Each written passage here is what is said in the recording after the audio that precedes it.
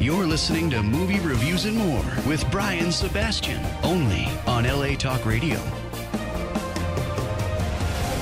Hey, it's Brian Sebastian. Here we are live again. Here we are in November. What's the date today? I don't even remember now. My mind is, we've been talking a lot about things, obviously, which is kind of funny. It's hilarious. I've been looking forward to this show for a long time, and I have to welcome back Gwenn because she hasn't been here in a long time. Gwenn, it's good to see you again. Gwenn won the link. Sean Waldron's back with his No Hate buttons. Dr. Monica Larson is here, and a good friend, Ivor Davis, is here. And I've been reading this book. The book is beat up because I've been reading it so much, but it's on his life when he was on the road with the Beatles and all the other interesting things that he's done in his life, including doing interviews and junkets that we've done all along throughout the years. Everybody, anyhow, I want to kick this off. I got to say hi to the restroom kit because a woman will understand this.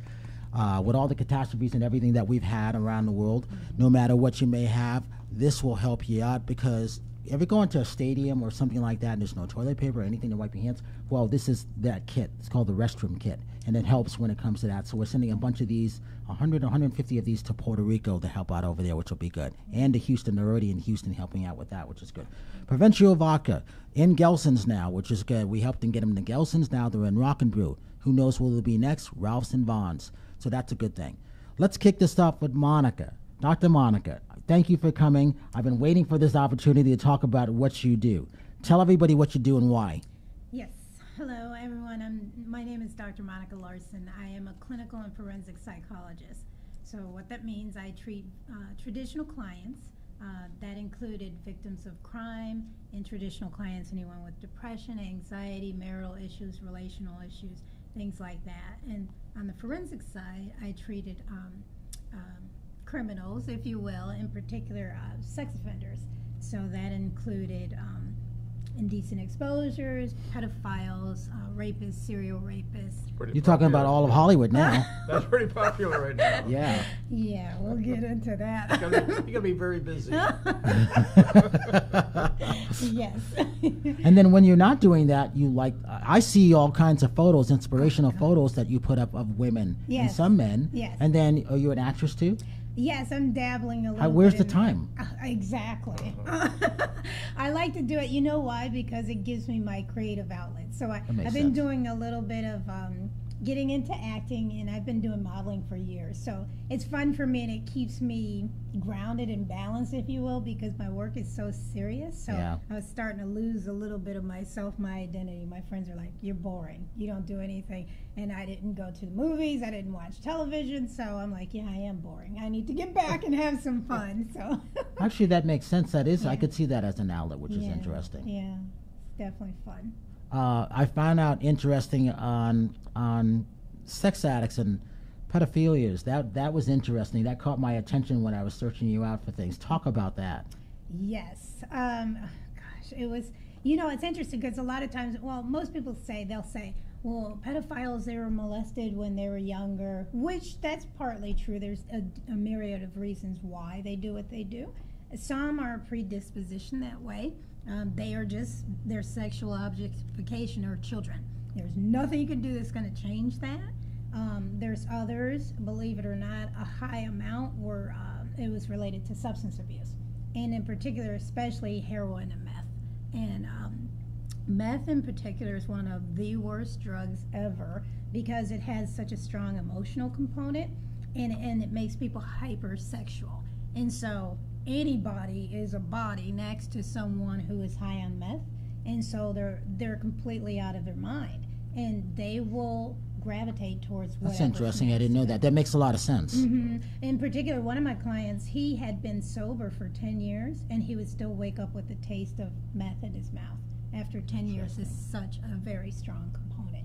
That is one of the most addictive drugs there is to break, as well as heroin. How did you get into that, though? Oh, yeah. It's so, well, my background is so... You're a brainiac, weren't you?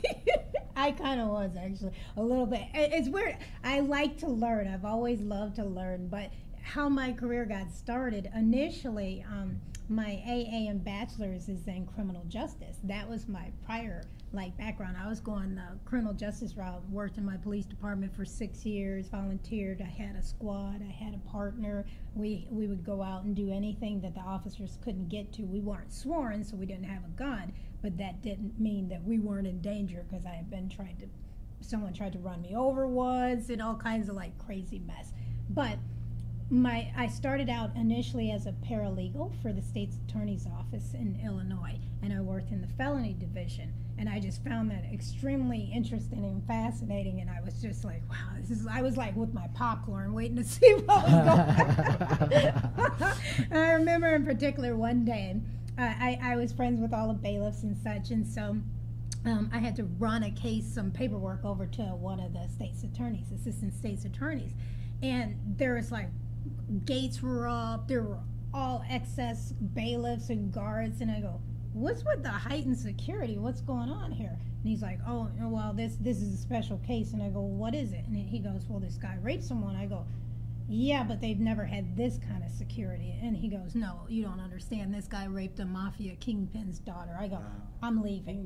They're going to blow this place up. Yeah, he is a death wish. He must have been, yeah. Yes, and so after that, I got curious about the whole criminal justice route, because I was going back and forth, am I going to be an attorney, or am I going to go into the criminal justice field?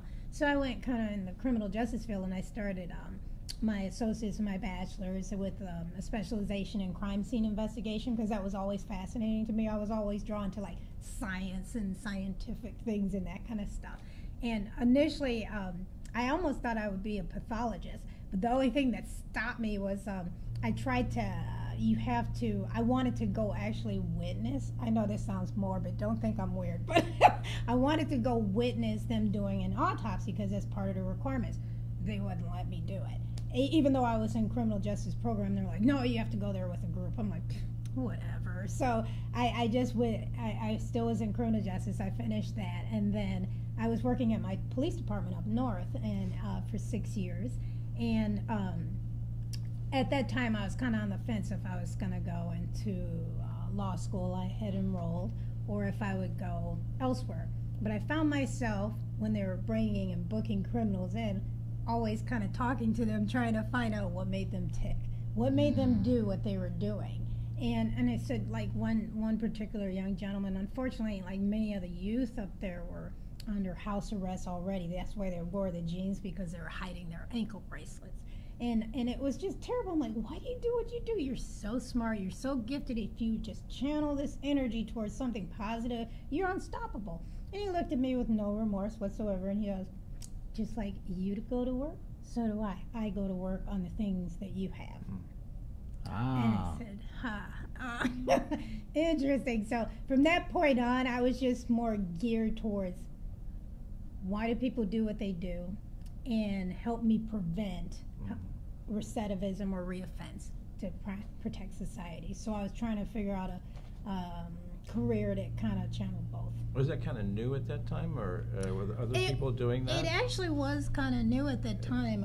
I did my master's in forensic psychology, and then I just continued on for my doctorate in clinical, just to be more well-rounded in case I started a practice or something. But I always found myself more drawn towards the forensic side. I know it sounds kind of weird, but they were more receptive or motivated for change. Partly that because it was part of their parole conditions.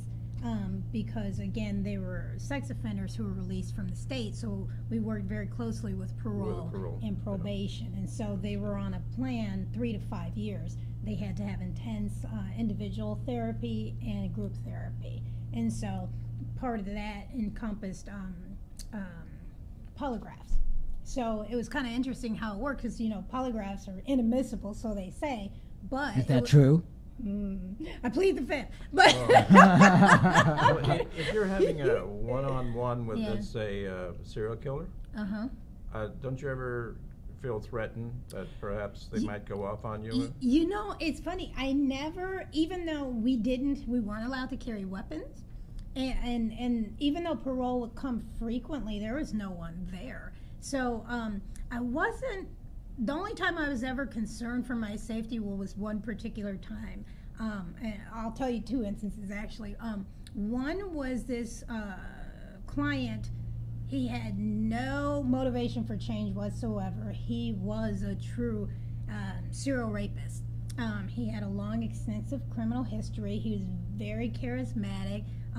He thought he was the Don Juan. He was always trying to be seductive. And I picked that up on him right away because when I met him, I go, "Hello, I'm Dr. Monica. Nice to meet you." And he's like, "Well, hello. It's so nice to meet you." I'm like, "Save it." Because I have a tough exterior, because you have to take authority over individuals like that and take control and dominance, because otherwise they'll flip it. That's right. And that's what he would use all the time to try and manipulate. He even tried to manipulate the polygrapher. And what he didn't know, what they didn't know is their actual therapists are the ones that develop the questions for the polygraphs. And so they didn't know that, but so based on, you know, our relationship, our therapeutic relationship, and I knew his history, I knew what questions to ask. Well, in this particular case, he missed a session, so he had to make it up. Well, he made it up on a day that I wasn't scheduled. Oh. And so what did he do? He tried to schmooze the polygrapher, who happened to be a female. He's like, "Wow, you look great. It's so nice to see you," you know, and all this stuff. So he was like all excited because when I came in, he's like, "Hey, Dr. Monica, you know, I passed my polygraph." That's the first one he ever passed. And I go, "That's interesting. Let's talk about that." So in this session, I had already seen the report. And the 3 questions that they asked were general, that had nothing to do with his crime whatsoever. So of course he's going to pass it. And so because parole actually looks at part of that, because they want to know, is it making a difference? Are they changing? Are they motivated for changing? But I think the question was, have you done drugs? Well, he hadn't. Have you watched any kind of child cartoons? But he was a rapist, you know, and so it was questions that just didn't pertain to him at all. So he passed it. He was like all proud. And I go, "Yeah, let's talk about that." And I and usually my style, especially with criminals, is not confrontational unless need be. In this particular case, I had to be confrontational, but I had to be very careful with how I did it. And I go, "So yeah, I see that you passed. It's really, really good. I'm really proud of you. You're making progress." But I also see here where they asked, "Had you had any sexual relations?" And your answer was yes, with 42 women in a month. That's excessive, wouldn't you say? You and I go, that. Yeah. And I said, "You disclosed that, but see, now you've lied." Because in group sessions, I would ask at the end, everyone, have you had sexual relations? Have you masturbated? You know, and I know it sounds odd talking about these things. I could talk about them like they're just like, you know, "Hey, have you had some cheese today?" You know, but I ask questions like this. And he would constantly, over and over again, say, "Nope, I haven't had any sexual relations yet." He disclosed in this that he had slept with 42 women. And so I said, "So let's start there." And then I go, "Let's talk about the 42 women since you lied in group." And he goes, "Oh, yeah, that. You know." And I go, "No, I don't know. Let's talk about that." And so he started getting very uncomfortable and agitated, and I was doing it intentionally because I was stopping his bull right from the get-go. And so I said, "Let's go over again your crime." He had forgotten the 2 versions that he had told me before of what happened. And for legal reasons, I can't get into it, but 2 totally different versions. So I said, "Let's talk about your crime again. Tell me again how that happened." And then I just kind of calmed it so I wasn't confrontational. So because he had lied twice before, he told his totally different version, but this time there was a little bit of element of truth. And the element of truth, he implicated his brother, which we didn't know before. And so I said to him, because of his I wanted to stop it, because if I'm going to help him therapeutically, I have to address him and call him out and make him accountable. And so I said, okay, so let me just stop you right there. And I said, you claim that you're a man of faith, because he talks all the time. He always would preface it, yeah, you know, that day started out, I was going to church, you know, because I love church. And I go, yeah, so you're a man of faith, and so am I. And he goes, yeah, you know, so we had that commonality. And I go, and what's your faith again? And he said, yeah, Christianity. I go, mine too. And I go, so with Christianity, that means Jesus and God is omnipresent, is that right? And he goes, yeah. And then he's like getting kind of nervous. And I go, so that means like God is right here, right now, right? And then he goes, uh-huh. And I said, so since God is right here, since we've addressed that, and God is here right now, right here, if God were to ask you, is this account of what you said true, what would you say? And then he goes, yes, without a beat. He just said yes. But then he had a psychotic break because that internal conflict was going on. He literally had a psychotic break. And he's a big muscular guy, he worked out, that's all he did, besides having sex with 42 different women. He worked out constantly. And so he literally snapped and had a psychotic break. He stood up and he started pacing. And usually our desks are closest to the door in the event something does happen, but in this particular room, he was closer to the door. And so he started walking towards me. And remember, I said, we don't carry weapons, we don't have anything, and we didn't have panic buttons or anything. And he started just in a trance, but he was laughing the whole entire time, like the Joker in the movie. He was loud and could not stop himself because he truly had a psychotic break. It alarmed everyone else in the building who came running. That's how disturbing it was. But I had to take control of the situation because I knew at that particular instant he could snap. And if he put his hands around me, he would snap my neck in a heartbeat. And he had the strength to do it. And so I just took control, and I said, like a parole officer would, and I said, sit down now. And it snapped him out of it, and he sat down. And so I stopped the confrontational bit at that point approach, and I said, you know, and I just flipped it, and I go, well, I appreciate your honesty and your candidness, I go, because it's very valuable, as you know, with these polygraphs. They take those things into account. So I commend you on passing the polygraph. So this will help you in the future, you know, to be more open and upfront. So that kind of diffused the situation. We got out of there. My heart was like, because I was thinking, oh my gosh, if he comes at me, all I have is a pin, and I'm going to use it as a shank. Because if it comes to him or me, even though we're not supposed to harm a client, but I am not going to let someone kill me either, you know. And he was truly in a psychotic break. Do you think that someday you might have the opportunity to interview Donald Trump? Oh, I would love to interview Donald Trump. Yeah, you could put, this is one female you could put in a room alone with Donald Trump. I'll tell you that much. I have a special name for him, but I won't say it. You know what it is. Ivor, starting backwards, let's go to you covering the Manson trial. What was that like for you, and how did that happen? Well, before I give you that answer, I'd like to say two things based on Dr. Monica. Number one, I'd love to be the fly on the wall when you confront a room full of parolees. Yes. Number one. And number two, I mean, this is kind of a weird thing to say, but I wonder how this guy, does he keep a meticulous diary about his sexual encounters? I mean, how does he know 42 a month?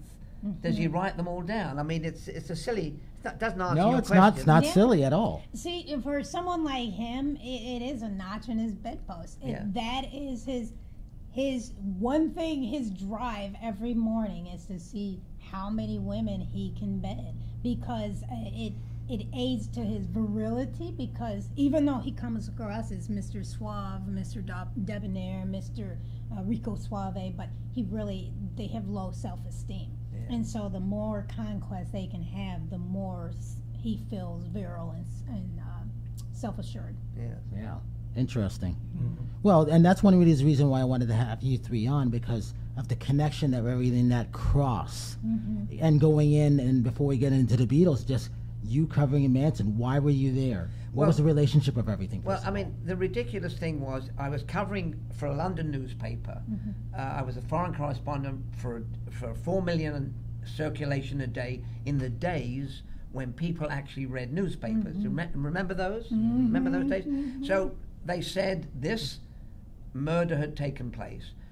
I was living in LA. We were all terrified. We didn't know about Manson. And then December the 1st, 1969, we went down because Police Chief Davis, I think it was, or maybe Anderson, no, anyway, whoever it was, had a press conference. So we all went down to the press conference, and they named Manson and all the girls and Tex Watson as suspects. Now, Manson, as it happened, was in jail up in Inyo County.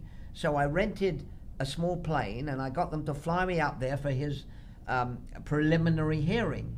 And I get into court, and I see this kind of puny-looking, skinny, tiny guy in prison denims, and this is the monster. So then I go back after this hearing, and he was up there purely not for the murders, but for car thefts, for stealing cars. Of course, he got shipped back, as you know, to LA, and then the whole trial began. So I come back to LA, I hear about the Spahn Ranch, and I go straight to the Spahn Ranch, and I am absolutely staggered because I see all these young people there, and they think, welcome, let me tell you about Charlie Manson, and they tell me a story I don't believe. I think, how can these women and these guys talk about this guy calling himself Jesus Christ and manipulating them with drugs and everything else? How can this is ridiculous. And then they tell me Paul Watkins and Brooks Poston, these were the guys that were not involved in the murders, who were in the ranch, and they loved having an audience. That was me. And they told me this unbelievable story about Manson, about the Beatles, that the Beatles songs were messages to him. I mean, come on. And I just thought to myself, okay, but at that insane. point, what you have to remember is that he was on the tour with the Beatles in 1964. This is what makes this interesting. So I knew that, and I thought, this is hogwash. This whole Beatle helter-skelter revolution. Did you tell him you were there? No, I just listened. I was boggle-minded. I had sat there and listened and taped them all, and heard this incredible story. And I just thought in my own mind, this is rubbish. I knew the Beatles. I traveled with the Beatles 5 years earlier for 5 weeks. I got to know them. I know the music they wrote, and they did not write their music to endear themselves to Charles Manson. The guy is deluded.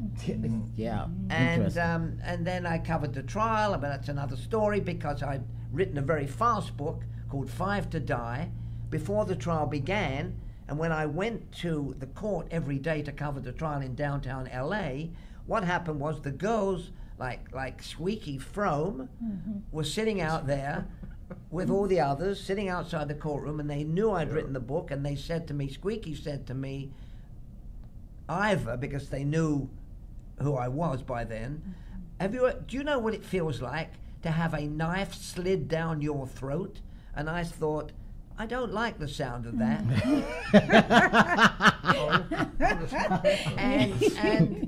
and I then moved my wife and young child out of our house to stay in a friend's house, and covered the rest of this circus of a trial that it was. And I don't want to manipulate, to dominate the conversation, but that was my experience of this circus-like trial. And I'll just add another 30 seconds and let somebody else talk. They had lawyers who didn't know what they were doing. Susan Atkins, one of the worst girls, and she was on drugs. They all on drugs that Manson fed them. Susan Atkins was represented by Day Shin, who was an immigration lawyer. Great. Wow. Ronald Hughes, another lawyer, represented Leslie Van Houten, one of the other girls. He had never handled a single case, and when he said, come back to my office, in his garage. Oh, wow. So, I mean, we had a team of legal eagles that were just inept. Yeah. Gwen, he would have went after you. You would have been the perfect, wouldn't you? You would have been the perfect type to go after. Because he would have been able to do it. She's cringing. She's like, I don't know how to take that. Yeah, wait a minute. Would you like to explain that? Yeah, clarify, Brian. Because he would have felt like, wow, she's so sweet and innocent, and she's from Germany. I mean, we could relate. He would have definitely gone after you. Okay. But I'll just add this. But you have a great relationship with your mother and family, and Charlie attracted the runaways, the discontented, in as you know, Sean, in a period of free love and drugs. I wouldn't know anything about that. That's way before my time. I used to think that KC and the Sunshine Band were channeling their music through me. And that was, I actually thought that. Was that the benefit of chemicals? You know, the funny thing, I never had chemicals at all. Never in my life. Except during that time. Gwenn, what's your feelings of obviously, you weren't born then, obviously, but did your mom know about Charlie Manson? Did she hear about this, do you think? I don't know. Because we're talking about, again, you writing for overseas, so again, a lot of that stuff was covered in those other countries. So I'm always curious what they're thinking of America at this point. What's America done now, whether it was guns or Nixon or whatever the case might have been at that point? Very interesting, and I found it interesting that you were there at that period just writing about that stuff in the thick of things. Now, you knew Roman Polanski, right? I knew Roman Polanski, and I'll tell you one story where I have a great deal of sympathy for Roman Polanski, even though some people think he's a pedophile. And maybe he is. But after the murders, 24 hours later, who shows up from Europe? Roman Polanski. And we all go, with a press conference, to the Beverly Wilshire Hotel, and I see this distraught man whose wife had been brutally murdered and their child had been killed, facing the media and being bombarded with questions that made him seem as though he was a suspect because he'd made he'd made movies like Rosemary's Baby. I mean, what happened there? The devil, the woman gave birth to the devil, and all that stuff. And so poor Roman Polanski, and my memory is so vivid of this little guy who was absolutely distraught beyond belief, standing in front of the media defending himself. Kind of bizarre. And that was my first encounter with him. Wow. Although years later I went to see him in Paris, but that's another story for another show. You know what I wanted to touch on really quickly. You mentioned something about Charlie, about him being frail and tiny and puny, and that's very true, because as I mentioned earlier, my friend John Douglas and Mark, John Douglas is an retired FBI profiler who has the series on Netflix, Mindhunter, and he interviewed Manson. And he said the same thing. When they first went into the cell to interview him, they thought, he's very charismatic. They go, they got the wrong guy.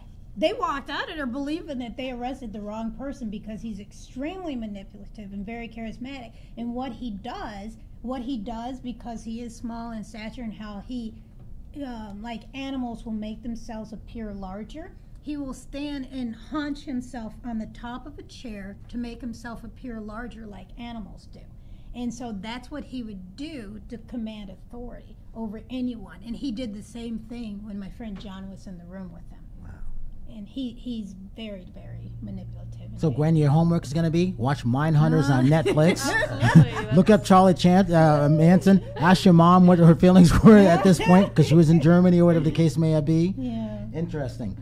Talk about how you got a chance to be assigned to go and cover the Beatles, because I don't think you wanted to cover them, right? Well, I mean, basically, I was a correspondent covering things like Hollywood divorces and politics and stuff like that. And how old were you then? What? How old were you then? I was 26 or 27, say. You did a lot of stuff. That rare about, yeah. So the office said to me, go to San Francisco. The boys are coming over, the Fab Four, and they are going on their first American tour, and I want you to go and travel with them and report about it. And so I said, what else? They said, also, you will be writing the column, ghostwriting a column for George George Harrison. Harrison. Oh, wow. So every week you have to sit down with George, and he's going to tell you what happened to him, and he's going to give you a deep psychological impact. Ha ha ha. Well, you can believe this. I mean, Yes. George was 22, 23. Uh-huh. Is he going to dig in the depth of his psyche to talk to me? No way. So off I go. You guys didn't even have a relationship, did you? Then? That's it. I mean, come on. How long does it take? Doctor. Wow. How long? A long time.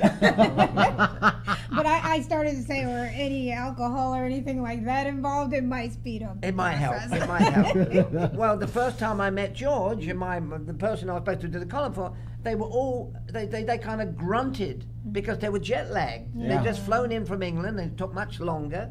And finally, once they realised that I was with them, I became part of the family because I went in the next limo and I was in the next room to them, and we used to play Monopoly at 3 a.m. with John Lennon and all those things which made you part of the team. Right. And then they accepted you because most of the journalists came in, the DJs, they did 2 days and they were gone. And so And they asked dumb questions back then too, didn't they? Just like press conferences today, right? yeah, and you know, because we all went to the press conferences, and the press conference which was a ritual in every city, 35 cities, 35 days, 25 cities. Every press conference was the same. Sean, when do you think the bubble will burst?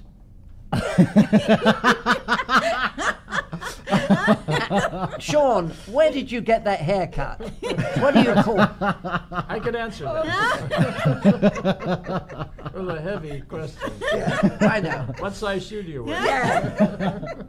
Go ahead. Talk about when they went down south.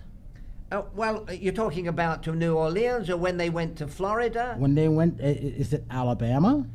Well, yeah. I mean, they actually. I mean, what actually happened was, they got a bit of a break, and they went on to Alabama, to actually Walnut Ridge, Arkansas, or Arkansas as they called it. Remember Arkansas? Right. Yeah.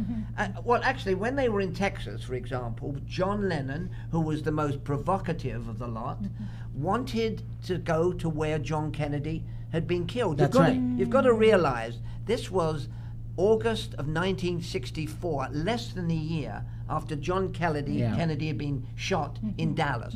So John wanted to go to the grassy knoll to see it, and Brian Epstein, the manager, didn't want to cause problems for anyone, and he dissuaded John. John was the most, as I say, provocative. I mean, he had a lightning mind. You know, we were talking earlier before the show began about Robin Williams. Robin Williams and John Lennon had a lightning mind. I mean, they could go from A to Z in twice the speed, 10 times the speed any of us can do it. And now you remember, you tell us about Robin Williams. Robin Williams, listen, he used to have tapes. I'm going to say one thing, I'll let you. When you did an interview on tape with Robin Williams, you could release it as a long-playing album and make a fortune. I'm sure. Absolutely. Do I exaggerate? Absolutely. Classic, timeless interviews, which is interesting. When they first met, at that point, Cassius Clay. Oh, well, Cassius Clay used the Beatles. The Beatles were in Florida. Cassius Clay, that was his name at the time, was going to fight a brutal heavyweight called Sonny Liston. And everybody said Sonny Liston will crush him with one hand. So the Beatles were in Miami. Harry Benson, who was our photographer on the trip, said, let's get him together with the champion. And when he called Sonny Liston's office, the gym, not the office, the gym, Sonny Liston said, I don't want to go with those bums. Yes. I don't want to meet those bums. So Harry conned the Beatles, good Scottish photographer, very, very pleasant, easy going. He conned the Beatles to go and meet Sonny. But when they got down to the gym in Florida, it wasn't Sonny, it was Cassius. Clay. Oh. Muhammad Ali. Yes. No. Muhammad Ali. Cassius Clay then became Muhammad Ali. Good boxer, champion, very popular. And so what happened was, they go to the gym, the Beatles meet Cassius. Cassius takes over, gets them into the ring, has them hamming around, lying on the canvas with his big fist and a glove in their face. And the Beatles were not happy. John said, "We have been used. We've been manipulated. We've been exploited by this guy who we don't even know." So that was their experience with Clay, and then Clay and John Lennon years later, by the way, got together again, became pals. They met at Mr. Carter's inaugural ball in Washington, and they talked about it. And Clay, and nobody knows this, Cassius Mohammed wanted to bring the Beatles back to New York to do a reunion concert. Aw, yes. And there it is.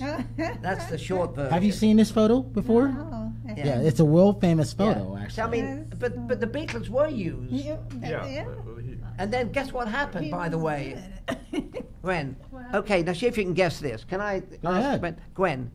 So Sonny Liston was this brutal heavyweight who could have knocked down 3 boxers with one punch in the ring. He gets in the ring with Cassius Clay, and guess what happens? Who wins? Guess. Cassius Clay. Yes. Cassius Clay beats the brute. Talk about the sound system. This is one thing I never knew. I never knew they had a bad sound system. They had such a bad... You've got to realize this is 1964. The sound systems were amateur night. They were terrible. And so... What did it sound like to you, though? Well, I mean, first of all, when you sat down at a Beatle concert, and I sat down in the front row for every bloody show, every show, as soon as the Beatles came out, it was deafening. Why do you think it was deafening? 17,000 young women were screaming non-stop, from start to finish. So, you could have had, I mean... And throwing jelly beans at you. Oh, well, that's a danger. I mean, I still have jelly bean scars. Anyway, I have scars. I'll show them to you afterwards if you think I'm exaggerating. So you could not hear a single word of the Beatles singing, believe me, because of the screaming, and it went on from start to finish. The concert... All right, here's a question. See if you can guess. How long do you think the Beatles performed in 1964 when they did a concert? Take a guess. I know the answer. 45 minutes? 45 minutes? 87 minutes. 87 minutes. 90 minutes. Close. 27 minutes. That's it? That's That's it. it. Wow. They did their 10 songs, and each time they had little wicked game. Let's try and beat our record. Let's try and do 26 minutes. So they belted through the songs as fast as they could. Nobody could hear what they were Yeah, you singing. couldn't hear them. We don't know that. You couldn't hear them. You couldn't hear them. You could not hear them.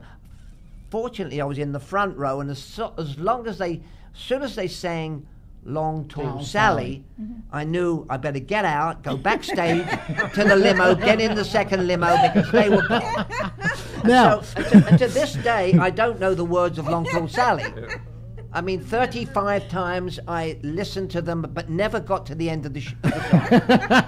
And that was it. So that was the experience. And the other thing is that they, not only did they not hear themselves, they lost their way. I mean, Ringo on the drums was playing It's Been a Hard Day's Night, and they were singing I Want to Hold Your Hand. And then Ringo suddenly looked at their lips and got in sync. And as a drummer, you know, the guy's belting away. Yep. Anyway, so that was it. It was bedlam, screaming.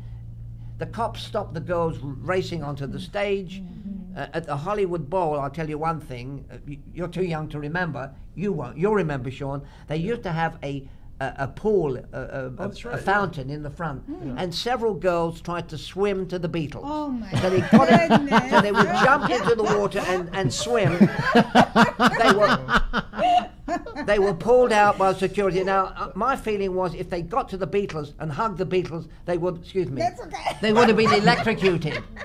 oh wow, that's Wow, right. Yeah. that's true. You know, I mean, That's but true. why they jumped in? But the girls behaved, you know, Yes. psychologically. You tell me, why did they behave that way? Well, there's really no psychology other than they were trying. I mean, Yeah. they were trying. They wanted to be the next Mrs. John Lennon. And they did.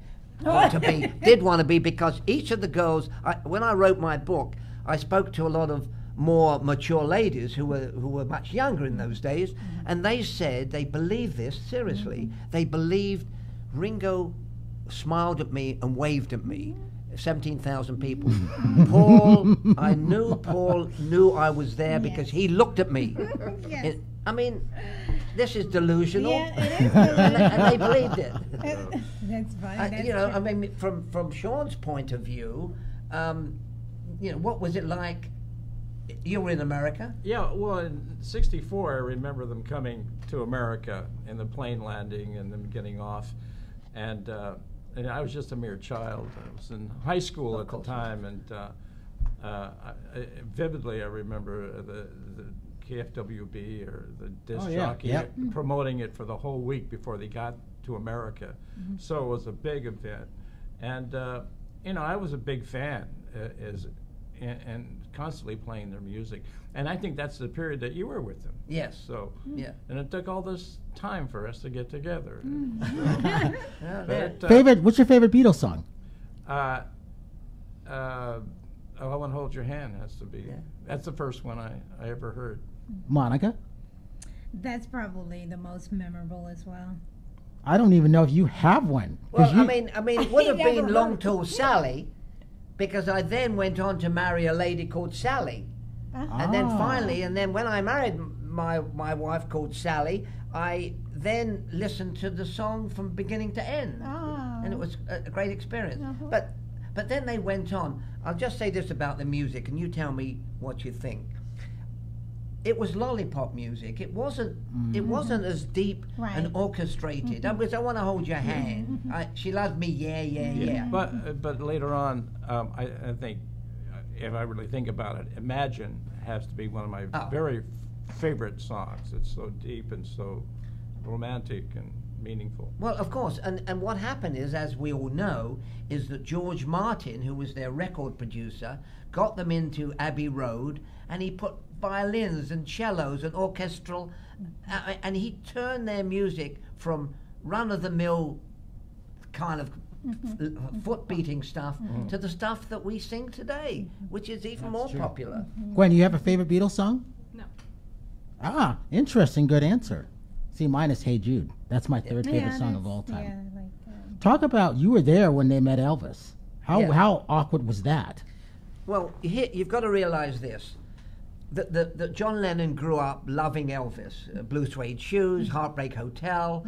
Those were his big hits of the 50s. And John listened to Elvis. And the showbiz people wanted to meet the Beatles. The Beatles didn't want to meet any of the showbiz people, but only Elvis. And they didn't get together in 1964 because Elvis was making crappy movie after crappy movie, and the Beatles made one movie, A Hard Day's Night, and it was a hit. The next year, I got a call, we're going to see Elvis. Elvis had a house in Beverly Hills. The Beatles were in a rented house. We came along. I think it was Zsa Zsa Gabor's house. Well, they were renting Zsa Zsa Gabor's house at one time, right? So we all jump into the limos and we go to Elvis's house, and this is going to be the big... With screaming girls. At the door, there's screaming girls. At the door of Elvis's house. Who told them there? I don't know. Maybe there was an underground railroad of information. Who knows? But anyway, we get there, and they say, no media. So I was supposed to keep my mouth shut. No cameras, no tape recordings. Nothing. Not a single picture was ever taken of Elvis and the Beatles. We go in there, and there is Elvis sitting there looking like Elvis, with kind of sideburns that look like the old shag carpeting. Remember that? It's about 6 inches deep, sitting on the couch watching television and clicking channels, and the Beatles had never seen a clicking channel changer. But the other interesting thing was they were watching television on a gigantic color 14-inch television. And they had never seen color either. Exactly. They didn't have color. They didn't have color in England. Oh. So they sat around for 15 minutes watching this Elvis changing. Nobody said, hi, I'm Elvis. Hi, I'm John, I'm Paul. Finally, finally they did it. They went up and introduced themselves to Elvis. There was not a go-between. It was not well organized. It's no good having a party and then nobody. Well, in your book, it reads like Elvis was almost upset that they were at his house after 11 at night. Well, I think Elvis looked at them as a threat Yes. Probably, to his career. yeah. Well, He you're didn't care for absolutely them that right. much. John, you're absolutely right. Elvis thought they were a threat. Not only, as I said, he made 3 crappy movies a year, and the Beatles made A Hard Day's Night, which was a hit, but they had knocked him off the hit parade. And so Elvis was a bit jealous, and Elvis didn't like this. And Elvis had been in the military and all the rest of it, and Priscilla was there that night. So there was a lot of resentment, I think, and that's why the welcome wasn't as welcome as it should have been. So we hung around for a few hours, and then finally Elvis said, after about an hour, "I'm going to bed." Seriously, and he said, "Unless you guys came here to jam," and that loosened the atmosphere, and everybody got up and they pulled out guitars and plugged them in, and they did a little selection with Elvis leading. And they were going to get together afterwards, so it wasn't a total disaster, but it started off as a near disaster. So finally, what happened was they finally said, "Okay." They left. We were there for about 2.5, 3 hours. They played roulette because they had a roulette table in the other room. Anyway, but then I discovered, and the Beatles did not like Elvis because he said to Richard Nixon, Yes. remember the great Richard Nixon? He went to see Richard Nixon to get a drug enforcement agency badge, and at the time he bad-mouthed the Beatles. He said, "They've come to America, they've taken their money, the American money, gone back to England and bad-mouthed America." Not true. Not true. He was just jealous, and he wanted this DEA badge so that should he ever be arrested for driving under the influence of whatever, he could pull out his badge and say, "I'm a DEA agent." Well, he also Which goes kind of into Sean's thing. Well, yeah, I wrote a play. A new play is Nixon on Nixon, Yeah. and there's a scene in it where Nixon remembers this incident, and yeah, he did go to his office, and he had a purple velvet jumpsuit on, and he gave Nixon a great big hug, which Nixon then said, "I knew what it was like to be hugged by the king," and he wanted some gifts for his posse. So Nixon opened a drawer, and in the back it was all the gifts for the dignitaries, the gold golf balls, and White House in gold. And in the front, he kept the cheap stuff. He said that's for the hillbillies. Stuff in the back for the dignitaries. So what Elvis did was he reached in and got all stuff in the back. He put it all in his arms, and that really pissed Nixon off. He has no class at all.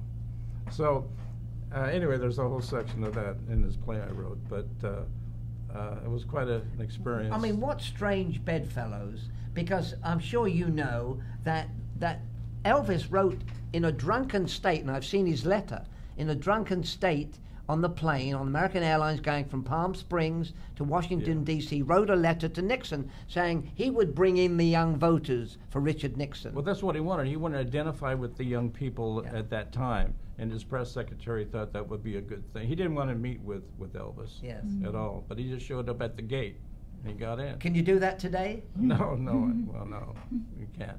And with that, Sean, what's been happening with No Hate and everything else? Well, the No Hate Pins, No Hate Snowflake, I started that last year when Bannon was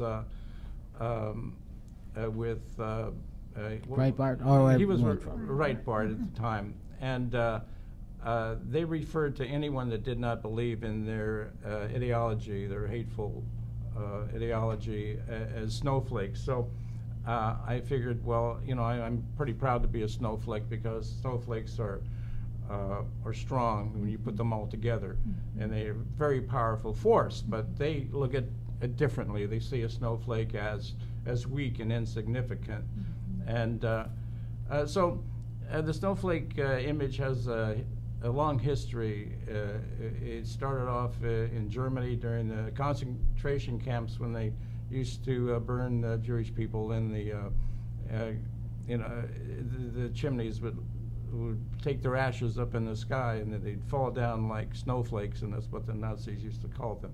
So I think that the pin itself has a snowflake. It says "No Hate," and to this day, I think a lot of people in this time right now are experiencing a lot of hate from different sources, from white supremacists. We just did a short film on white supremacists called American Hate, and you can see that on YouTube, called American Hate, the Black Legion, and it's an anti-Klan film that we did. But I think a lot of people right now are feeling empowered to just be hateful towards others because they think that they're the chosen ones. And in our film, American Hate, I couldn't afford to get torches, so I used tiki torches. And sure enough, they started using tiki torches in their marches. And I don't know if I could predict the future, but it was a sad prediction. It really was. Did you ever, you had some experiences too. Actually, 2 weekends ago, I had this experience. Usually I go to the gym first thing early every morning. But on this particular Sunday, I happened to just go grab breakfast instead. So I'm heading home. I was there's 2 lanes. I'm in the left, getting into the turn lane, approaching a red light. There's no one in front of me, and there's at least 5 car lengths behind me, which happened to be a van. Didn't see him, didn't make eye contact. All of a sudden, this individual speeds up, going at least 60 miles an hour, cuts in front of me, almost front ends me, and I'm like, what the heck, you know, and I just hit my horn because I almost hit him. And I thought he's drunk or he's on drugs, so I'm just going to back off. So when the light turns, when we get the arrow, he turns left. I turn left, but I got in the right-hand lane. He aims his van and tries to hit me again. I'm like, okay, this is intentional. I need to call the police. So I have the police on speed dial. I'm calling the police. We approach another light. It turns red. He tries to hit me again. And I'm like, oh my God, you know, and I'm on with dispatch, and I'm like, this guy is he's tried to hit me 3 times. And, you know, I knew the police weren't going to get there soon enough, but the individual wasn't too bright because he was in his work truck. So it not only had his company name, but the telephone number too. So I don't normally do this, but I blocked my number and I called him and I go, what are you doing? You're going to kill someone. And you know what he said to me, his response? I won't say the word, but he said, you know what, you stupid effing N-word. I tried to hit you. I intentionally hit you. I saw you when you passed, and I don't like the N-word. Yeah. And all of you effing N's need to go back to your country where you belong. And I said, you know what? I won't even dignify that with trying to educate you, but what I will say is this. Thank you for the information, because you now made it a hate crime. Yeah.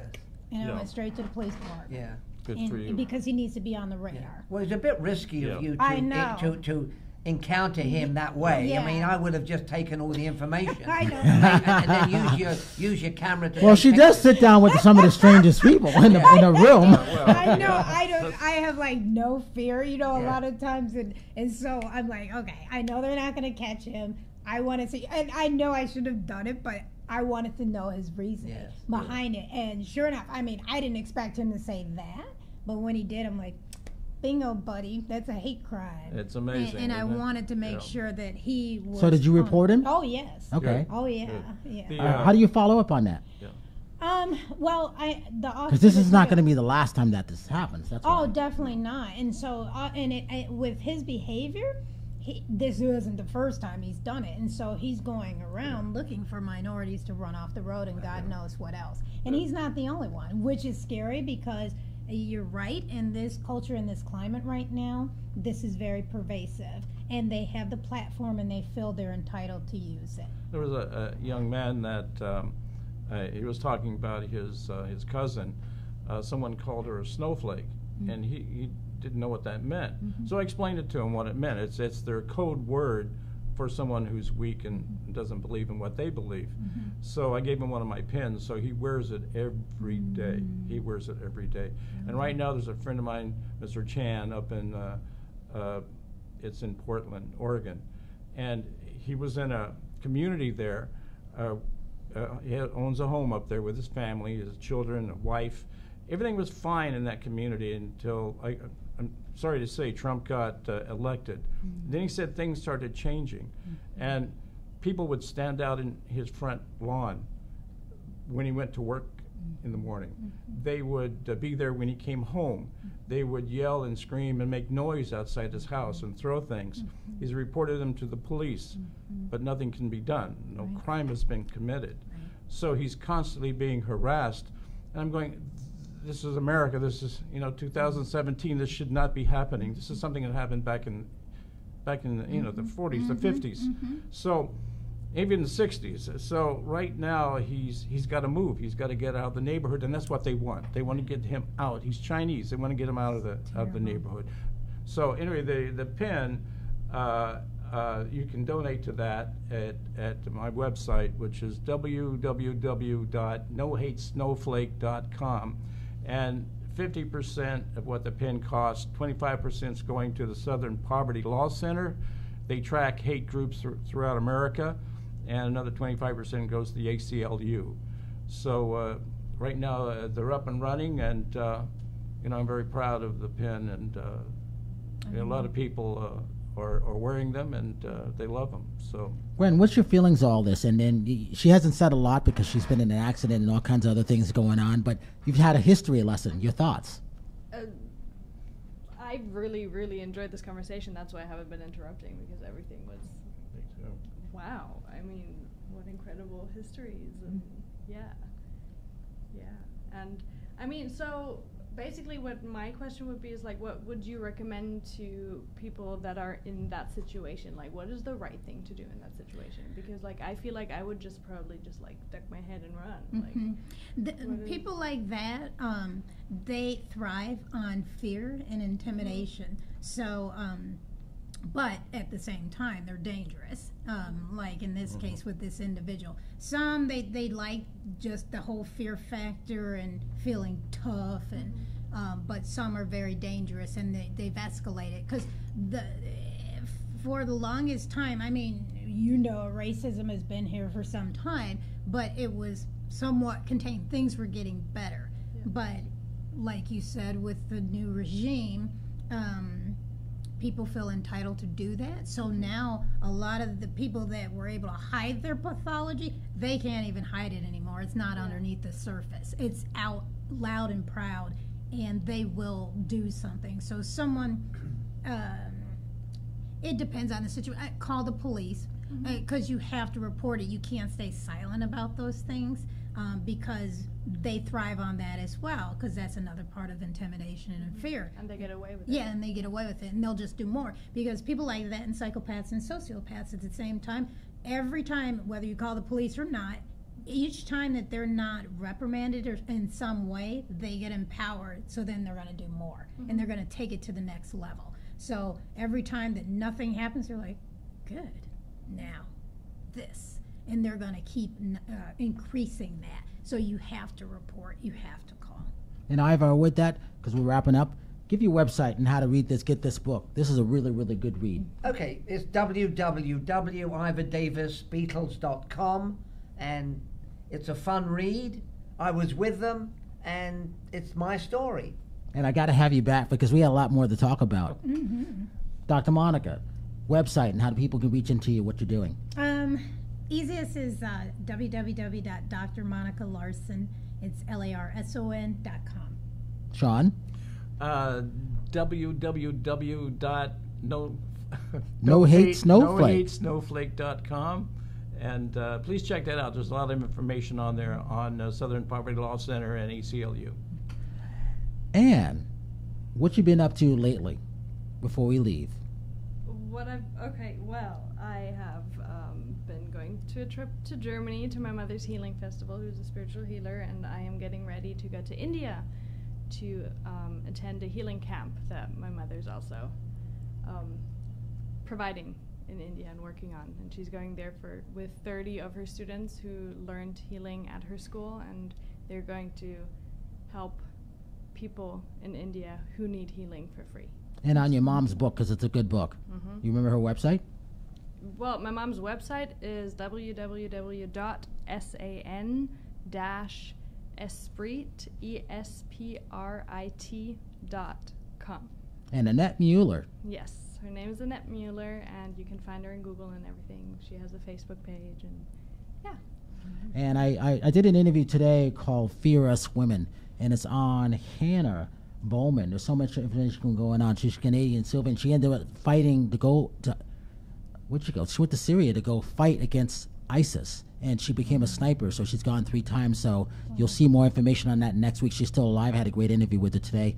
And it's called Fear Us Woman, and it's on go90.com. You can go see it. For more information, go to www.youtube.com/movie reviews and more. The letter N more. Movie Reviews and More. I'm Brian Sebastian for Movie Reviews and More. We will see you next week. Thank you all. I got to have you guys back again because this was fun.